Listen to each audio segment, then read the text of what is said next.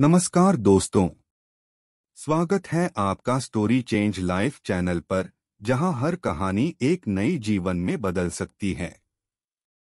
Like करें, subscribe करें और बेल आइकन को दबाएं ताकि आप हमारी हर नई वीडियो से अपडेट रहें।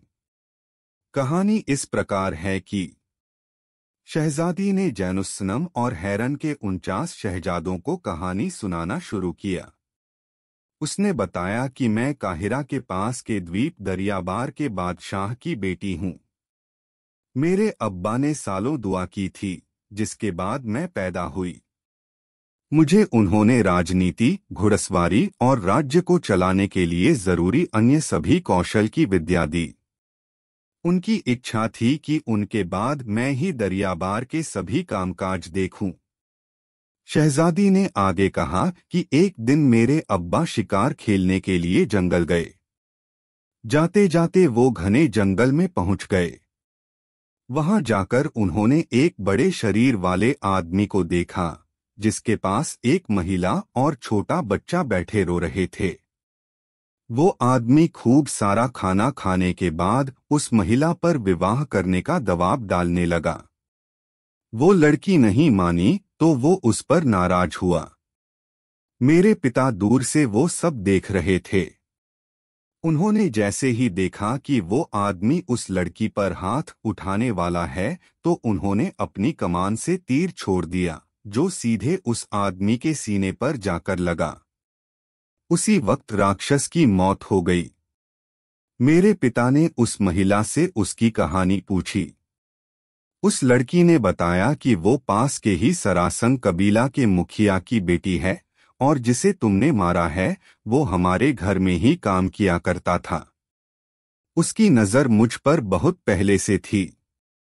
एक दिन मौका पाकर वो मुझे और मेरे बेटे को इस जंगल में ले आया और शादी करने के लिए जोर डालने लगा। अब मुझे समझ नहीं आ रहा है कि मैं अपने घर वापस जाकर क्या कहूंगी। शहजादी ने कहा कि उस लड़की की बात सुनते ही मेरे पिता उसे अपने साथ अपने महल ले आए। उन्होंने उस महिला और उसके बेटा का काफी ख्याल रखा। जैसे ही उस महिला का बेटा बड़ा हो गया, तो सभी ने मेरी और उस लड़के की शादी की बात शुरू कर दी। वो लड़का बलवान और बुद्धिमान था, इसलिए मेरे अब्बा ने हमारा निकाह तय कर दिया। उसके बाद उन्होंने शादी से कुछ दिन पहले ही उस लड़के से कहा कि तुम मेरी बेटी से निकाह करने वाले हो। मैं शादी के बाद तुम्हें यहाँ का बादशाह बना दूंगा। यह सुनकर वो लड़का बहुत खुश हुआ। तभी दरियाबार के बादशाह ने कहा कि बस मेरी एक शर्त है। उस लड़के ने मेरे अब्बा से पूछा कि आखिर वो शर्त क्या है। तब मेरे पिताजी ने कहा कि तुम मेरी बेटी से निकाह करने के बाद किसी दूसरी लड़की से शादी नहीं करोगे। अगर तुम ये वादा करोगे तो ही मैं तुम्हारा निकाह अपनी बेटी से कराऊंगा। यह सुनते ही उस लड़के को गुस्सा आ गया। उसने कहा कि वो होने वाला बादशाह है और बादशाहों की कई पत्नियां होती हैं। इतना सुनते ही बादशाह ने वो निकाह तोड़ दिया। इससे उस लड़के को इतना गुस्सा आया कि उसने मेरे पिता को जान से मार दिया। फिर वो मुझे मारने के लिए ढूंढने लगा। तभी मंत्री ने मुझे एक गुप्त रास्ता दिखाकर वहां से भागने के लिए कहा। मैंने भी ठीक वैसा ही किया। मैं भागकर एक जहाज में बैठ गई। तभी नदी में इतना तेज तूफान आया कि जहाज डूब गया। किसी तरह से मैं बचकर नदी के किनारे पहुंच गई। वो एक सुनसान जगह थी। वहां दूर दूर तक कोई भी नहीं था। मैं जोर जोर से रोने लगी। एक दिन बाद वहां कुछ लोग आए। उन्होंने मुझसे मेरे बारे में पूछा, लेकिन डरकर मैं और ज्यादा रोने लगी। उसके बाद एक घोड़े में एक लड़का आया और मुझसे फिर सवाल करने लगे। उसने मुझसे कहा कि वो शहजादा है और वो मेरी मदद करना चाहता है। मैंने उस पर भरोसा करके उसे सब कुछ बता दिया। तब वो तुरंत मुझे अपने घर ले गया और अपने परिवार से मिलवाया। कुछ समय बाद उस लड़के के घर वालों ने मेरी और उस लड़के की शादी करवा दी। शादी के पहले दिन ही उसके राज्य में दुश्मनों ने हमला कर दिया। कुछ ही देर में उन्होंने उस राज्य के सभी लोगों को मार दिया। किसी तरह मैं और मेरा पति वहां से भाग गए। हमें पास की ही नदी में एक नाव दिखी।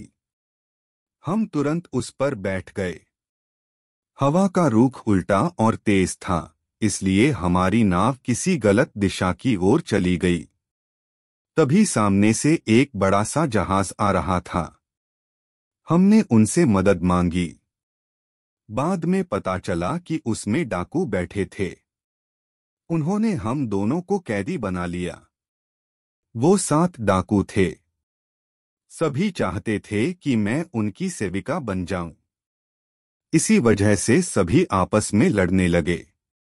अंत में एक डाकू ने सबको मार दिया और मुझसे कहा कि मैं तुम्हें अपनी सेविका नहीं बनाना चाहता, लेकिन मेरे मालिक को सेविका चाहिए।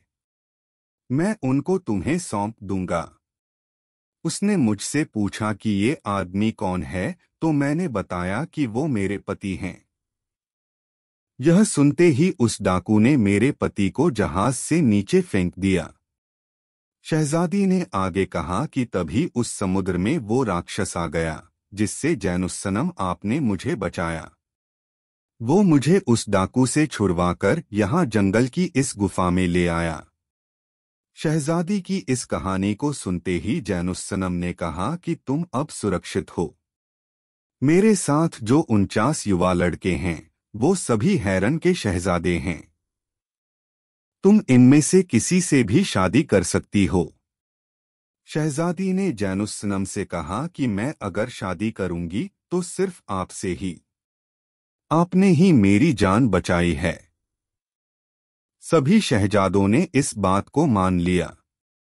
सबने खुशी खुशी दोनों की शादी करवा दी। खुशी के मारे जैनुस्सनम ने भी अपना सच सबको बता दिया। जैनुस्सनम ने कहा कि मैं भी एक शहजादा ही हूँ। उसने अपने सभी भाइयों को बताया कि मैं पिरोज माँ का बेटा हूँ, जिसे चचेरे भाई सुमेर ने अपने राज्य में पाला पोसा है।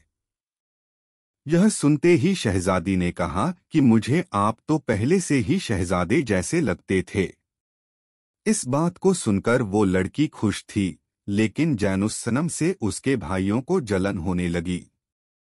उनके मन में हुआ कि अब्बा इसे अभी से इतना मान देते हैं। अगर उन्हें पता चला कि ये उनका ही बेटा है तो वो अपना सब कुछ इसी के नाम कर देंगे। इतना सोचते सोचते ही सभी शहजादों ने जैनुस्सनम को जान से मारने की योजना बना ली। उसे रात भर पीटते रहे और जब उन्हें लगा कि वो मर गया तो वहां से भाग गए।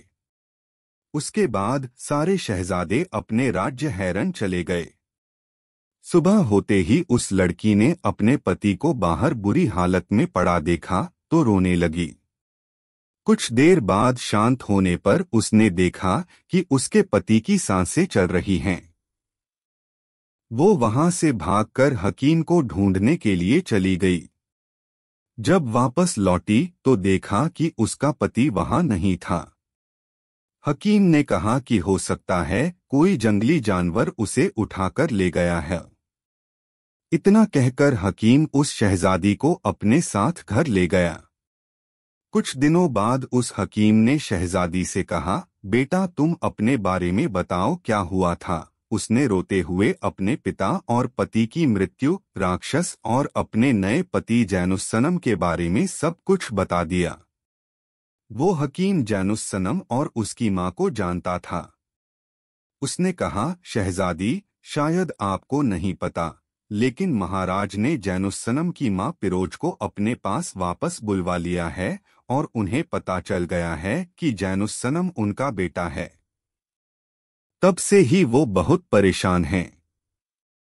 इतना कहकर उस हकीम ने कहा कि चलो मैं तुम्हें हैरन राज्य ले चलता हूँ। शहजादी ने कहा, ठीक है, मैं उन सभी शहजादों के बारे में बादशाह को बता दूंगी। हकीम ने लड़की को सतर्क करते हुए कहा कि ऐसा बिल्कुल मत करना। अगर तुम्हें शहजादों ने देख लिया तो वो तुम्हें भी मार डालेंगे।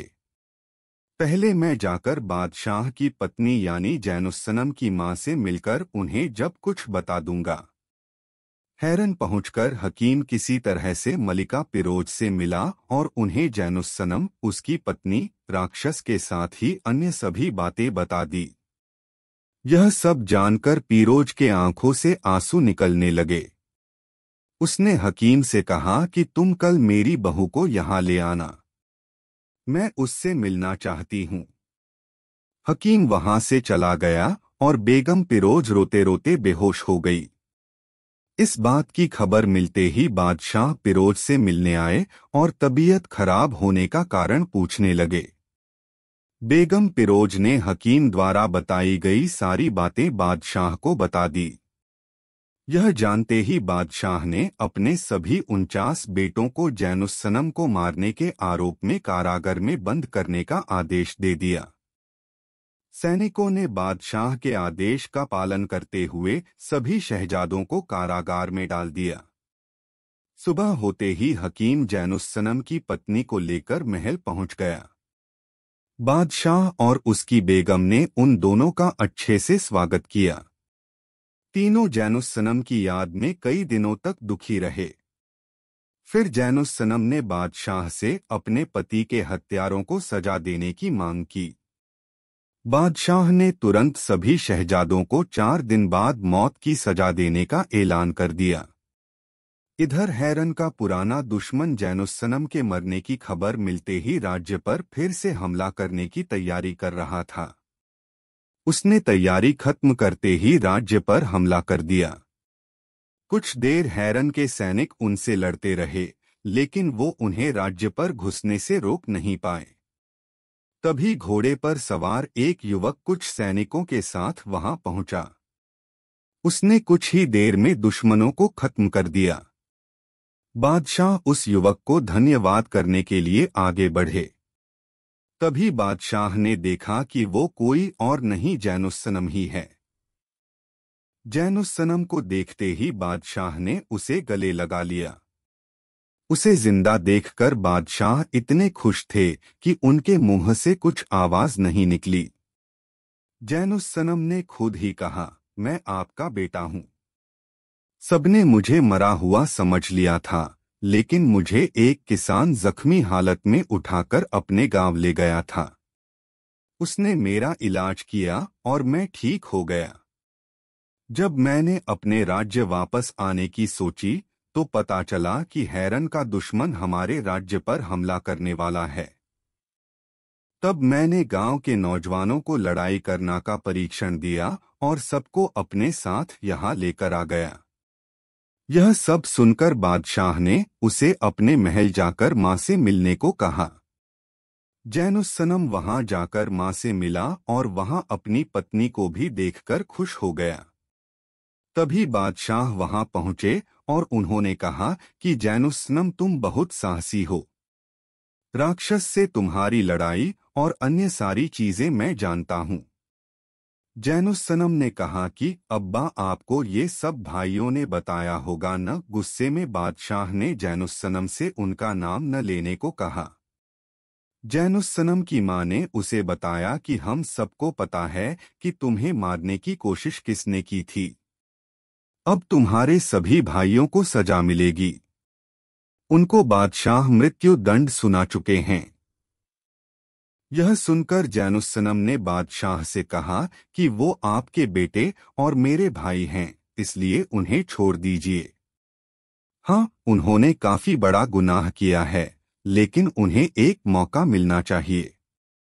जैनुस्सनम की बात मानकर तुरंत बादशाह ने सैनिकों से शहजादों को बंदीगृह से उनके पास लाने के लिए कहा। जैसे ही सारे शहजादे वहां पहुंचे जैनुस्सनम ने उन्हें गले से लगा लिया। यह सब देखकर बादशाह ने खुश होकर जैनुस्सनम को राज्य का युवराज घोषित कर दिया। फिर बादशाह ने युवराज जैनुस्सनम की जान बचाने वाले किसान और उनकी बहू को वहां लाने के लिए हकीम को काफी सारा इनाम दिया। इतनी कहानी सुनाकर शहरजाद चुप हो गई। दुनियाजाद ने उसके किस्से की काफी प्रशंसा की। यह सुनकर शहरजाद ने कहा, मेरे पास ऐसी ही मनोरंजक एक और कथा है। अगर बादशाह मुझे जान से न मारें तो मैं कल सुबह उन्हें वो कहानी सुनाना चाहूंगी। धन्यवाद दोस्तों कि आपने हमें देखा।